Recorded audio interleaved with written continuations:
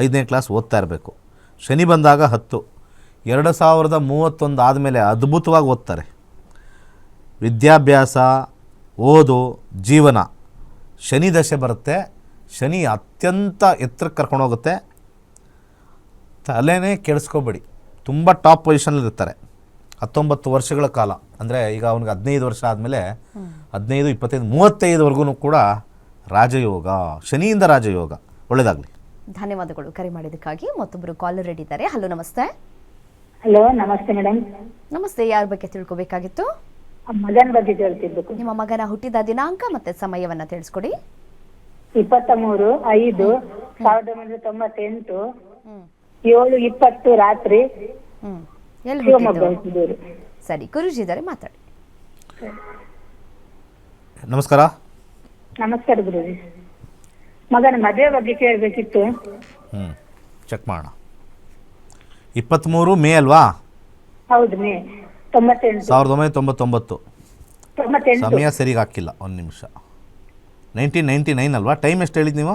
98, 7:20. 98ಆ? ಹೌದು. 19:20 ಸಂಜೆ. ಓಕೆ. 7:20 ಶಿವಮೊಗ್ಗ, ಸಾಯಂಕಾಲ, ಓಕೆ. ರಾತ್ರಿ. ಮೇಷರಾಶಿಲಿ ಹುಟ್ಟಿದ್ದಾರೆ, ಅಶ್ವಿನಿ ನಕ್ಷತ್ರ. ಹೌದು. 2027 ಆಗಸ್ಟ್ವರೆಗೂ ಕೂಡ ಸೂರ್ಯ ಮದುವೆ ಕೊಡುತ್ತಾ? ಫಸ್ಟ್ ನೋಡೋಣ. 6, 10, 5, 7 ತುಂಬ ಕಷ್ಟ. ಚಂದ್ರನಲ್ಲಿ 2ನೇ ಮನೆ ಮತ್ತು 9ನೇ ಮನೆ ಮತ್ತು 5ನೇ ಮನೆ ಸ್ವಲ್ಪ ಎಲ್ಲ ಮೀಡಿಯಮ್ ಕಾಂಬಿನೇಷನ್ ಬರುತ್ತೆ. 2027ರಲ್ಲಿ ಮದುವೆ, 26ರಲ್ಲೂ ಇಲ್ಲ. ಕಾಳ ಸರ್ಪ ದೋಷ ಇದೆ ಅಂತಾರೆ, ಅದು ಏನು ಅಂತ ಗೊತ್ತಾಗ್ತಿಲ್ಲ ಸರ್. ಕಾಳ ಸರ್ಪ ದೋಷನಾ? ಹಂಗಂದ್ರು ಹಂಗಂದ್ರೆ ಏನಮ್ಮ? ಹಂಗಂದ್ರೆ ಏನು? ಹಾವುಗಳು ಸಾಕಿದ್ದೀರಿ ನಿಮ್ಮ ಮನೇಲಿ?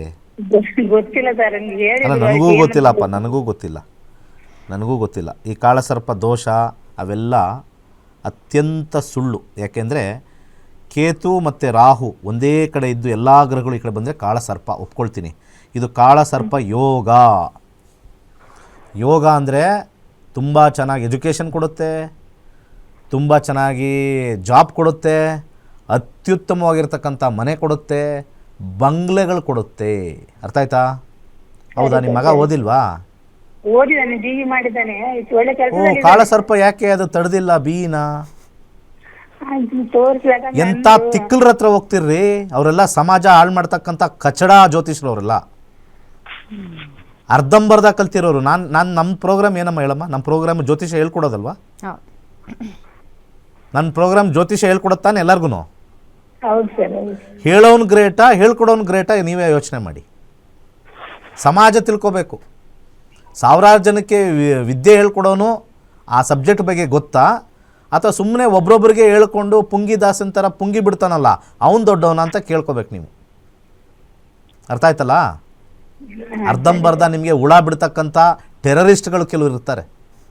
ಜ್ಯೋತಿಷ್ಯದಲ್ಲಿ ಟೆರರಿಸ್ಟ್ ಇಲ್ಲ ಅಂತಲ್ಲ, ಸಮಾಜ ಕೆಲವು ಪಂಗಡಗಳು, ಸಂಘ ಸಂಸ್ಥೆಗಳು ಬೈತಾರೆ ಜ್ಯೋತಿಷಿಗಳನ್ನ. ಅದೊಂದು ಸತಿ ಸತ್ಯ ಅನಿಸುತ್ತೆ. ಕಾಳಸರ್ಪ ಅಂತೆ, ಕಾಳಸರ್ಪ. ಸುಮ್ಮನೆ ನೆಮ್ಮದಿಯಾಗಿರಮ್ಮ. ಏನು ಕೆಲಸ ಮಾಡ್ತಾರೆ? ಅವನು ಇಂಜಿನಿಯರ್ ಆಗಿ ಗೂಗಲ್ ಅಲ್ಲಿ ಕೆಲಸ ಮಾಡ್ತಾ ಇದ್ದಾನೆ ಸರ್. ನೋಡ್ದಾ?